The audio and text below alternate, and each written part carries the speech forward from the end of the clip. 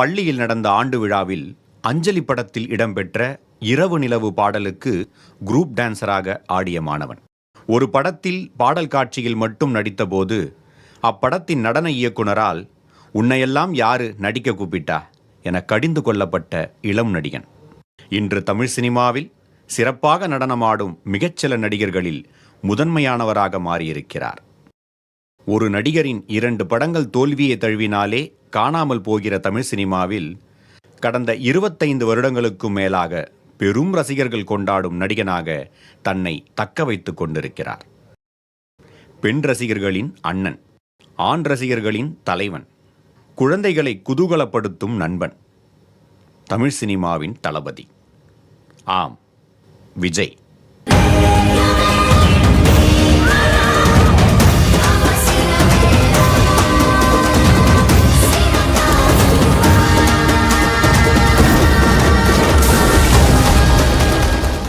தனது அப்பாவும் திரைப்பட இயக்குனருமான S.A. சந்திரசேகர் அவர்கள் இயக்கிய படங்களில் சிறு சிறு கதாபாத்திரங்களில் நடித்த விஜய்க்கு சினிமாவில் கதாநாயகனாகும் ஆசை ஏற்பட அதை அவரிடம் சொல்லி இருக்கிறார்.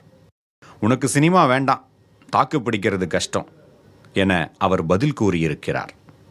ஆனால் விஜய் பிடிவாதம் பிடிக்க விஜயின் தாய் ஷோபா அவரின் தந்தையிடம் விஜய்க்கு ஆதரவாக பேசி சமாதானம் செய்த பின்னரே நடிகராக மாறியிருக்கிறார் விஜய். இன்று என் அன்பு மகன் விஜயின் எதிர்காலத்தையும் ஒப்படைக்கிறேன். அவனையும் அன்போடு அணைத்து நெஞ்சார வாழ்த்த வேண்டும் என்று இறைவன் பெயரால் இனிமையாய் வேண்டுகிறேன். 1992ஆம் ஆண்டு நாளைய தீர்ப்பு எனும் படத்தின் மூலமாக கதாநாயகனானார். ஒரு பெரிய இயக்குனருடைய திரைப்படம். அவரின் மகன் கதாநாயகனாக அறிமுகமாகிறார். ஆனால் தமிழ் திரையுலகம் அந்த படத்திற்காக காத்திருக்கவில்லை. ரசிகர்கள் இந்த படத்தை எதிர்பார்க்கவும் இல்லை. படம் வெளியானது. எதிர்பார்ப்பே இல்லாமல் வெளியாகி பெரும் விமர்சனங்களை சந்தித்தது. குறிப்பாக எல்லா ஊடகங்களும் ரசிகர்களும் விஜயின் நடிப்பை பெரும் விமர்சனத்திற்குள்ளாக்கினர். ஆனால் அதன் பின்னான 25 ஆண்டுகளில் தனது தன்னம்பிக்கையால், உழைப்பால், விடாமுயற்சியால் தமிழ் சினிமாவின் முக்கிய முகமாக மாறியிருக்கிறார்.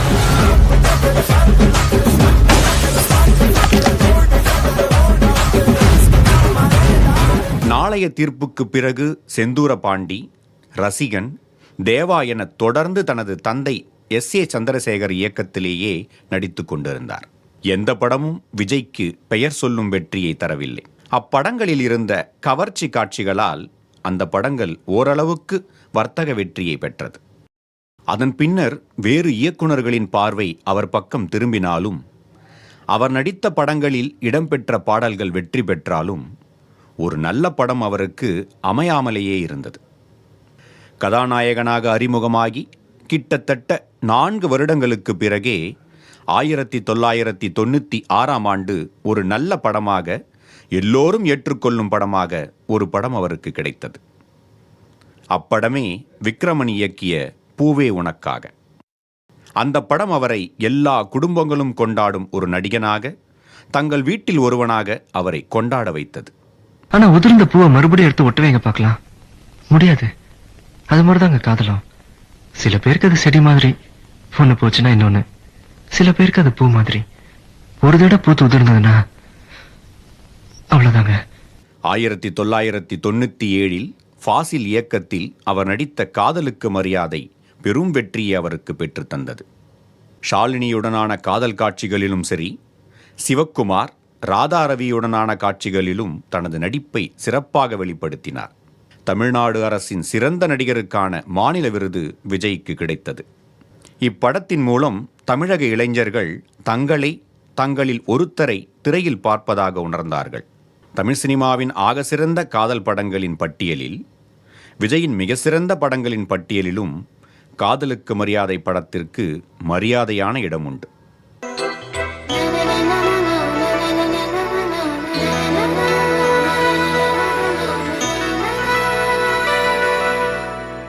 விழியில் விழி மோதி இதய கதவென்று திறந்தது. 1999இல் எழில் இயக்கத்தில் துள்ளாத மனமும் துள்ளும் படத்தில் நடித்தார் விஜய். சார்லி சாப்ளினின் சிட்டி லைட்ஸ் படத்தை தழுவி இப்படத்தை எடுத்திருப்பார் இயக்குனர். முதலில் இப்படத்தில் நடிக்க எழில் வடிவேலு அவர்களையே அணுகியிருக்கிறார்.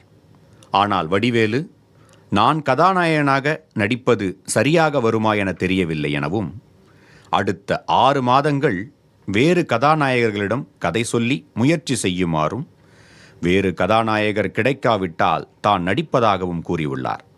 அப்படி எழில் செய்த முயற்சியால் விஜய் இப்படத்தில் நடிக்க சம்மதித்தார். இப்படத்தில் குட்டியாக ருக்குவை உருகி உருகி காதலிப்பார். இந்த படத்தில் இடம்பெற்ற எல்லா பாடல்களும் இன்று வரை பட்டி தொட்டி எங்கும் பேருந்துகளில் ஒலித்துக் கொண்டிருக்கின்றன. விஜயின் வெற்றிக்கு விஜயின் படங்களில் இடம்பெற்ற பாடல்களுக்கு மிக முக்கிய பங்குண்டு. இப்படத்திற்கு பிறகு நிறைய வீடுகளில் உள்ள ஆண் பிள்ளைகளை குட்டி என அழைத்தது தமிழகம். இப்படத்தில் அம்மா இறந்த தகவல் கேட்டு விஜய் அழும் காட்சி எல்லோராலும் பாராட்டப்பட்டது.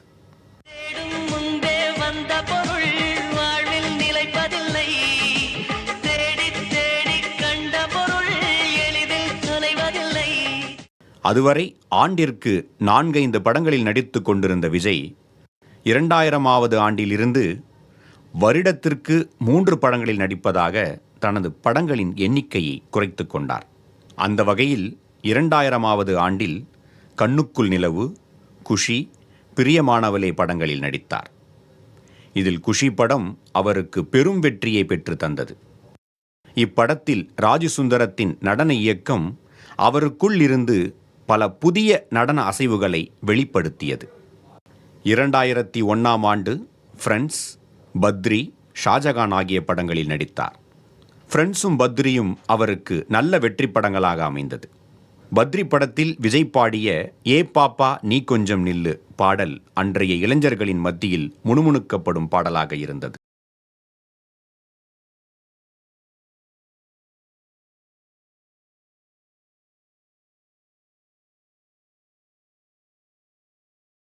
(2001 வரை காதலை மையப்படுத்திய படங்களில் நடித்து கொண்டிருந்த விஜய் 2002 முதல் சமூக படங்களிலும் ஆக்ஷன் படங்களிலும் நடிக்க ஆரம்பித்தார். அந்த வகையில் சமூக படமான தமிழனிலும் ஆக்ஷன் படமான பகவதி திருமலையிலும் நடித்தார். இதில் பகவதி படமும் திருமலை படமும் அவரை ஒரு ஆக்ஷன் ஹீரோவாக ரசிகர்களிடம் கொண்டு சேர்த்தது. திருமலை படத்தில் அவர் பேசிய வாழ்க்கை ஒரு வட்டம், இங்கே ஜெயிக்கிறவன் தோப்பான், தோக்கிறவன் ஜெயிப்பான் என்ற வசனமும், அரசு நீ ஊருக்கே மாசா இருக்கலாம், ஆனால் உயிருக்கு பயப்படாத என் முன்னாடி தூசு என்பது போன்ற பஞ்ச் வசனங்களை அன்றைய சிறுவர்களும் இளைஞர்களும் பேசிக்கொண்டு திரிந்தனர். அரசு நீ இந்த ஊருக்கே மாசா இருக்கலாம், ஆனா உயிருக்கு பயப்படாத என் முன்னாடி தூசு. 2004ஆம் ஆண்டு விஜய் நடிப்பில் வெளியான கில்லி படம் பெரும் வெற்றி படமாக அமைந்தது. பிரகாஷ் ராஜிடமிருந்து தனலட்சுமியை காப்பாற்றும் சரவணவேலுவாக இப்படத்தில் மாஸ் காட்டினார் விஜய். அனைவருக்கும் பிடித்த விஜய் படங்களில் கில்லிக்கென்று நிலையான இடம் உண்டு. இப்படத்தின் பெரும் வெற்றி விஜய் படங்களுக்கான வியாபார எல்லைகளையும் ரசிகர் பட்டாளத்தையும் விரிவுபடுத்தியது. 2005ஆம் ஆண்டு பேரரசு இயக்கத்தில் திருப்பாச்சி. இப்படத்தில் அவர் பேசிய எல்லா வசனங்களுமே பஞ்ச் ரகம்தான். அண்ணன் தங்கை உறவை மையப்படுத்தி ஆக்ஷன் படமாக உருவான இப்படத்திலிருந்து பெரும்பாலான பெண் ரசிகைகள் விஜயை அண்ணனாக கருத ஆரம்பித்தார்கள். விஜயும் அவரது தங்கை வித்யாவின் இழப்பை தனக்கு கிடைத்த பெண் ரசிகைகள் மூலம் நிரப்ப முயன்றார். அதன் பின்னர் வெளியான அவரின் பெரும்பாலான படங்களில் நிச்சயம் ஒரு தங்கை கதாபாத்திரம் இருக்கும். தமிழக பெண்களின் மனதில் விஜய்க்கு என்றும் அண்ணனாக ஒரு இடம் உண்டு. போயிட்டு வரட்டுமா? நீயும் போயிட்டா எப்படிங்க? திருப்பாச்சிக்கு பிறகு சிவகாசி, போக்கிரி என அவரின் மாஸ் படத்திற்கு படம் ஏறிக்கொண்டே இருந்தது. போக்கிரி படத்தின் பெரும் வெற்றிக்கு பின்னர் அவர் நடித்த அழகிய தமிழ்மகன், குருவி, வில்லு, வேட்டைக்காரன், சுறா, காவலன், வேலாயுதம் என அவர் நடித்த எந்த படமும் எதிர்பார்த்த வெற்றியை பெறவில்லை. ஒரு நடிகரின் முந்தைய படம்தான் அவரின் அடுத்த படத்திற்கான வியாபாரத்தை முடிவு செய்யும் என்பார்கள். ஆனால் விஜயின் முந்தைய படத்தின் தோல்விகள் விஜயின் அடுத்த படத்தின் வியாபாரத்திலும் சரி, ரசிகர்களின் எதிர்பார்ப்பிலும் சரி, எந்தவித பாதிப்பையும் ஏற்படுத்தவில்லை. தொடர் தோல்விகளுக்கான காரணமாக சொல்லப்பட்டது விஜய் ஒரே மாதிரியான படங்களில் நடிக்கிறார், அவரின் முகபாவம், உடல் மொழி என எதிலும் பெரிய வித்தியாசம் இல்லை என பல விஷயங்கள் சொல்லப்பட்டன. இதனால் பெரிய இயக்குநர்களோடு பணிபுரிய முடிவு செய்தார் விஜய். மேலும் வருடத்திற்கு 3 படம் என நடித்து கொண்டிருந்ததை குறைத்தார். தொடர் தோல்விகளுக்கு பின்னர் ஷங்கர் இயக்கத்தில் நண்பன் படத்தில் நடிக்க ஒப்பந்தமானார். ஹிந்தியில் இட்டடித்த 3 இடியட்ஸ் படத்தின் ரீமேக்காக உருவான இந்த படம் குறித்த அறிவிப்பு வெளியானதிலிருந்தே இப்படத்தின் மீதான எதிர்பார்ப்பு உருவானது. ஆனால் இப்படம் வழக்கமான ஷங்கர் படமாகவும் இல்லாமல் விஜயின் படமாகவும் இல்லாமல் இருந்தது. ஆனால் ரசிகர்கள் பெருமளவிற்கு இப்படத்தை ஏற்றுக்கொண்டார்கள். ஒன்றும் இல்லை, எல்லாம் சரியாயிடும். All is well, all is well சொல்லலாம். சொல்லிட்டா எல்லா பிரச்சனையும் சரியாயிடுமா? இந்த மந்திரத்தை ஞாபகம் வச்சுக்கோ, அது இங்கே உனக்கு அவசியம் தேவைப்படும். நண்பன் படத்திற்கு பின் மீண்டும் ஒரு ஆக்ஷன் படத்தில் நடிக்க முடிவு செய்து முதல் முறையாக ஏஆர் முருகதாஸை தேர்வு செய்தார் விஜய்.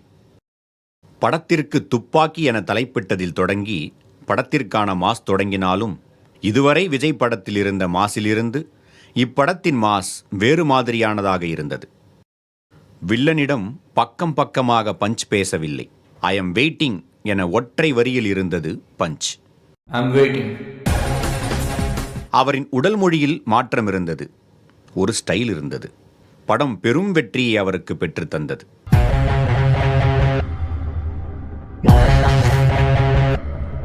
அதன் பின்னர் கத்தி, தெறி, மெர்சல், சர்க்கார் என பெரும் வெற்றிகளை தனதாக்கி தமிழ் சினிமாவின் வசூல் மன்னனாக வலம் வந்து கொண்டிருக்கிறார். ரசிகன் படத்திலிருந்து இளைய தளபதியாக வலம் வந்து மெர்சல் படத்திலிருந்து தளபதியாகி இருக்கிறார்.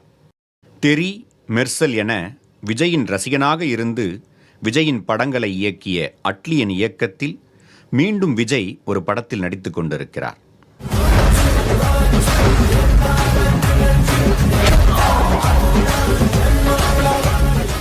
யாரிடமும் அதிகமாக பேசாத விஜய் அவரின் படம் சம்பந்தமான விழாக்களில் மட்டும் நீண்ட நேரம் பேசுவார்.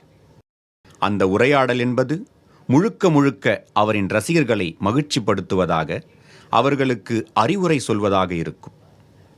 தன் வளர்ச்சியோடு சேர்ந்து தன் ரசிகர்களும் வளர வேண்டும் என விரும்பும் விஜய்க்கு தமிழகம் கடந்து எங்கெங்கும் ரசிகர்களின் கூட்டம் உண்டு. அதுவும் குறிப்பாக கேரளாவில் உள்ள முன்னணி நடிகர்களுக்கு இணையான ரசிகர் பட்டாளத்தை விஜய் வைத்திருக்கிறார். தமிழகத்தை விடவும் கேரளாவில் விஜய் படங்களுக்கான கொண்டாட்டம் அதிகமாக இருப்பதாகவே கருதப்படுகிறது.